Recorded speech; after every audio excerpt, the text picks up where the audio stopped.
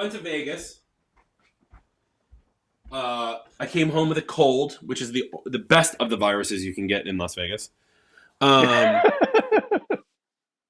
while we were in Vegas, we found this. I found two stores. I found one in the Grand Canal shops in the Venetian, and called Shinobi. And I walked in, and they were like, "Oh, have you ever been here before?" And I was like, "No." They're like, "Our theme is James Bond on his day off." And I was like, "You fucking had me." And so, No.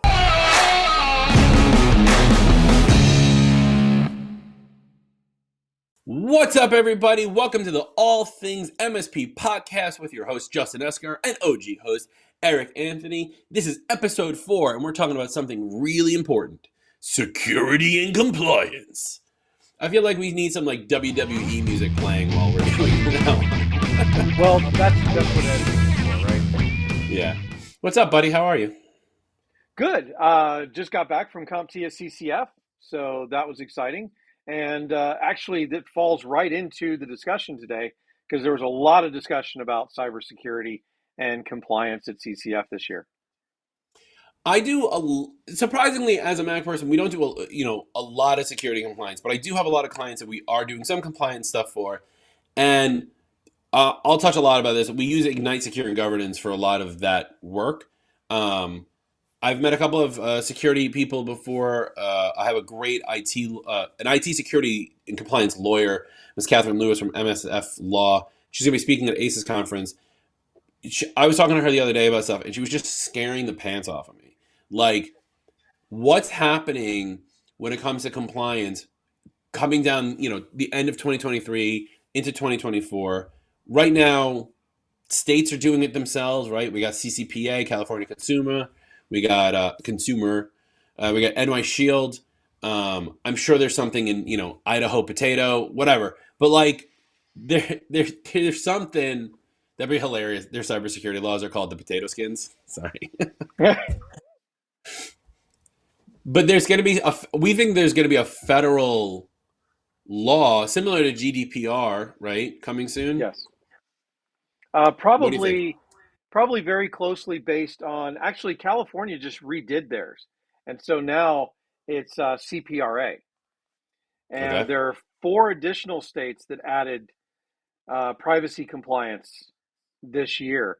I don't remember all of them. It's Connecticut, Utah, Virginia, and somebody else. If anybody knows, comment down below. Keep in mind, I'm from New York. Everything between New York and LA is no man's land. So give me any of You just those. fly over it from time to time? Yeah, we just fly over. What does it mean though? Let's break this down a little further because there's a lot of MSPs who love to talk about compliance, but like, what does that actually mean from the client side of things? So it depends, right? And a lot of this is based on GDPR because it's kind of the OG in the privacy compliance space, right? And it's some kind of guarantee that you're holding their personal information in such a way that nobody else has access to it. And the only people within the organization that have access to it are the people who should have access to it. Same thing follows with PHI, HIPAA, for example, right? Need Mm-hmm. to make sure that health related information is kept private. This is hard, though, because it's in a lot of different formats. And that's where something like Ignite, Secure, and Govern, comes in, because you can classify that data. Yeah. Now, there's a lot of other types of security as well, because there's the compliance in terms of privacy and the controls that you have to have in place, but there's also the security mindset of it, of the firewall, the multi-factor authentication, all of the controls that you need to have in place to protect that privacy. And so there's lots of different aspects to this. I mean, it even goes all the way to physical controls, right? Is there a Right. lock on the building? Are the file cabinets lockable?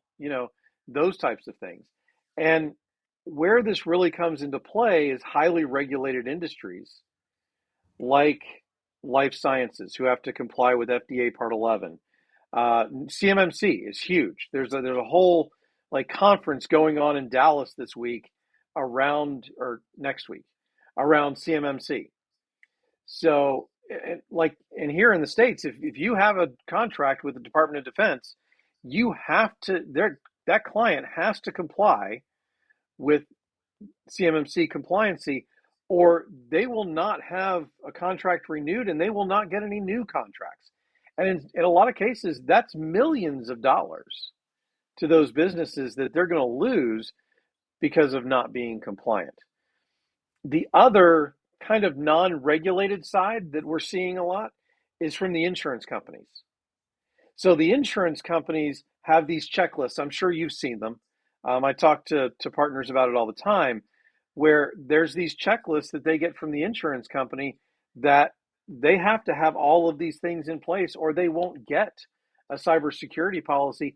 Even worse, if one of those things drops off and it doesn't stay compliant, they could actually be refused a claim if something were to happen. Yeah. So this is pretty critical stuff when it comes to the business life of a client. And it's a rabbit hole, right? Because there's, first off, as IT providers, as MSPs, there's going to be a wealth of knowledge here that you are just not going to get, right? There are people who specialize in this stuff. There's a reason for that, right? And they specialize so niche. The people who do uh, NIST assessments and what's the other one? CCCM, right? Yeah. Like they do that, and then you have other people who do things like SOC 2 compliance, right? Which is a whole nother thing. And you have another group of people who specialize in HIPAA compliance, and there's another group who specializes in PCI compliance. There's a lot here to unpack, more so that we're going to get through in a 20-minute podcast. What you as the MSP need to understand, though, is recognizing when your clients need to be in compliance, having those conversations about compliance, and then finding the right vendors to work with you to help them become compliant. Because your role as the fractional CTO, as the person, as the go-to IT technical person, is to know just enough more than they do, right? I always joke around that my job is because I can Google a hair better than everyone else. If you have in your back pocket a suite of vendors that you can call, whether that's one of these technology brokers that we all know or things like that, and say, look, I'm looking for someone who knows NIST. I'm looking for someone who knows SOC 2. I'm looking for someone who knows HIPAA. And then talk to those niche providers, then you're in a good position. Don't try to take this on yourself, especially if you're off trying to like sell, Office 365 and Windows Defender and Jamf and whatever, right? So that's my number one thing. My number two thing is I mentioned it earlier, which is just know whether or not they need to be compliant. Here's what I do as an owner of an MSP. I literally ask every client now, do you need to be compliant for anything? It doesn't sound like it based on the fact of what I'm talking to you and what your job is, but do you need to be compliant, right? I'm talking to a lot of marketing firms, but the marketing firms are marketing firms for companies and big, more Fortune 100s or whatever it is. They need to be compliant for something. They just don't know what. So we have to go down that path. Always just ask that question. I think that's really important. We need to remember to ask the right questions and figure out what kind of compliance you need. Then worry about all the details, right? Yep. Because if you're in California, you're going to do the new California one. If you're in New York, you're going to follow the New York one. If you're in Idaho, you're gonna have potato skins. I'm not going to let go of that joke. But find the right provider to do it for you. We work with like 3 or 4 different cybersecurity firms, depending on what our clients need. I got clients that have HIPAA compliance. I have clients that are doctors, right? One of the big things was getting them encrypted email. Like we were like, okay, let's get them encrypted email. We waited. The security company told us they need encrypted email. So you as the MSP can figure this out and work through this with them. Don't try to. I honestly believe don't try to do it on your own. Don't try to become a compliance officer because that's not what you went to school for. Right. And it kind of goes to something that an old boss of mine said, don't lose alone. Like also don't be afraid to walk into a situation where compliance is required because there are those people who can handle it for you. And you're absolutely right. You need to identify the need, but you don't need to fulfill the need. Yeah, yeah. If you can broker with the right people, I think you're in a good spot. Compliance is going to be a tricky thing. and it's something that should be on the edge of your brain, the tip of your tongue, but it doesn't always have to be everything you talk about. Like a lot of the times for me, my graphic design firms want to just draw pictures. Cool. So like we're not talking about, they're not drawing pictures of things that are HIPAA compliant. I don't have to worry about it, right? But that conversation. And when you do your QBRs or your annual reports or whatever it is, always bring that up. Hey, who are your clients and what do they require of you and how can I help you get that requirement? I get from my clients all the time, hey, a client sent us this thing, we need to fill in this thing. And it's usually like some sort of like IT form that was written years ago. It doesn't make sense for them, especially because a lot of my clients are Mac and they're like, what's your Active Directory change policy? And I'm always like, we don't have Active Directory. And they always freak out. But, on there, even the most basic things that are on there for security compliance, does everyone have multi-factor authentication? If the answer is no, ever, fix that for them, right? What is, I get one, oh, this is a good one. There's an insurance company for one of our clients who does vulnerability scans. And to keep their insurance premiums down, we need to answer to all of the risks that pop up. One of them that pops up all the time is auto discover for Microsoft, and we have to just send back. I'm like, we can't control this, and so we mitigate it. That way, we keep our policy for them. But like, these are the things you have to do. You're smarter than the client. You're probably smarter than the auditor when it comes to technology. Bridge all of that together, help your clients become compliant. Because when this federal law comes down, it's going to be a game changer. Yeah, and it is something you have to address, right? Because you are their technology service provider in whatever form that takes on, right? Managed or not managed, they are depending on you for their technology.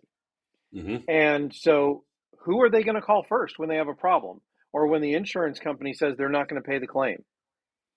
You are going to be on the other end of that phone, Yeah. and they are going to try and get it out of you one way or the other.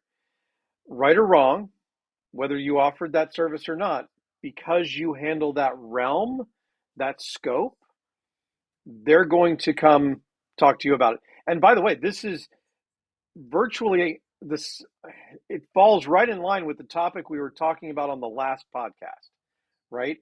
You have to set expectations with that scope, and you need to make sure they understand what your responsibilities are when it comes to those types of compliances.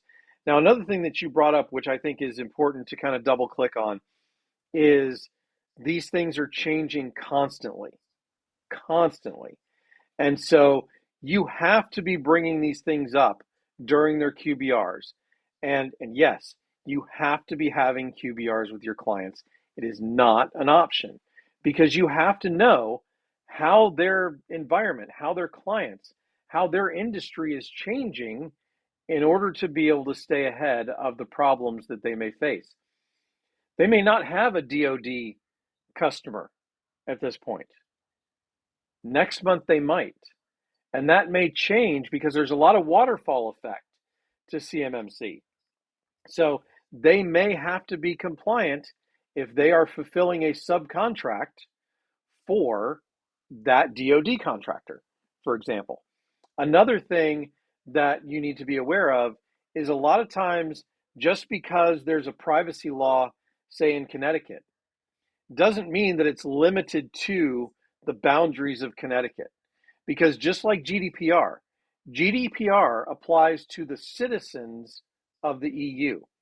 So even an American company who has clients in the EU or customers in the EU, that data is subject to GDPR regulation. And so, I want to touch on that for a second. This is a true story. So back in the day, I used to run an app. I had an app called Email Phoenix, right? It was a Careo mail server backup tool because Careo never had its own backup. mhm. And what we did was we built an app so you can clone your Careo, and we had it hosted. And we were getting a lot of, apparently Careo is massively popular in Europe, more so than it was here. Yes, And yes. all of these European companies were finding out about us because Careo wrote about us, and they were like, do you have your GDPR rules in place? And I'm a sole, when did I come up with, like, I was like 30. I was like in my apartment being like, well, I don't know what that is, whatever. And so we came up with this concept of making instead of hosting their email for them, we provided them the tool so they can just use their own server. We called it BYOS, bring your own server. And so one of our clients, I kind of just harped back and I was like, what's this about? Like, I don't understand, why am I being held to this? And they explained just that. Like, if you're an American company and you are holding any sort of European data, you're now subjected to GDPR no matter what, right? Even for like something tiny as you host a conference. We host a conference, we have 50, 60, 70 people come, but the second we have anyone from Europe come, we are now GDPR, under GDPR regulations, which means we can't sell their email address or do certain things without, like, I think it's like double opt-in or whatever it is. Mm-hmm.